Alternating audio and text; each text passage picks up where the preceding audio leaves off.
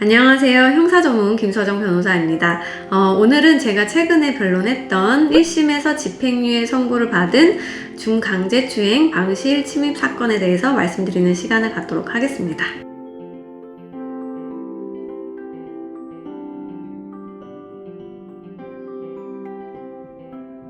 준강제추행죄 같은 경우는 형법 제299조에서 규정을 하고 있고, 사람의 심실 상실 또는 한거 불능 상태를 이용해서 추행한 경우에는 10년 이하의 징역 또는 1,500만원 이하의 벌금에 처해지도록 규정을 하고 있습니다. 사건 경위 말씀드릴게요. 제 의뢰인은 동호회에 갔다가 술에 취해 있는 피해자가 잠들어 있는 방에 문을 열고 들어가서 이제 피해자를 추행을 한 혐의입니다. 이 사안의 경우에 술에 취해 있는 피해 여성의 심실 상실 상황 그리고 잠들어 있는 한거 불능의 상황이었기 때문에 그냥 강제추행이 아닌 준강제추행이 성립이 된 것입니다. 저의 변론 전략은 다음과 같습니다. 제가 수사 초기 때부터 이 사건에 선임이 돼서 변론을 함께 준비를 했는데요. 경찰서에 수사 동행을 해서 이분의 사실관계를 들여다보니까 사실관계가 인정이 되어야 하는 그런 상황이었고,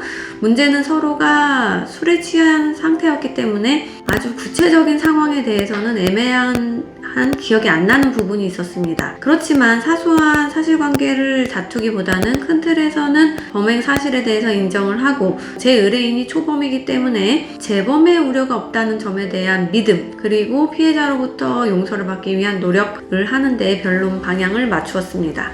그러나 이 수사 과정에서 피해자분이 이제 합의를 원하지 않으셨습니다. 그래서 부득이 1심 과정에서 형사공탁을 하였습니다. 재판 결과 1심에서 집행유예 선고를 받을 수 있었고, 저는 이제 피해자분과 합의 노력을 하다가 이 사안에서 형사 공탁을 결정을 해서 의뢰인에게 제안을 한 것이 신의 한 수였다는 생각이 듭니다. 피해자와 합의를 하는 것이 공탁보단 당연히 좋지만 피해자분들의 마음 상태에 따라서 합의가 어려운 경우가 종종 있습니다. 성범죄에서는 특히나 피해자의 이 마음 상태가 중요한데요. 합의가 어렵다라는 판단이 들면 사안에 따라서는 형사공탁을 고려를 해보셔야 되는데, 형사공탁을 하더라도 실형이 선고되는 사안인지에 대한 판단, 그리고 그 형사공탁의 금액을 결정하는 그 판단, 이것은 반드시 형사 재판의 실무 경험이 풍부한 형사전문 변호사의 조력을 받으시는 것이 좋습니다.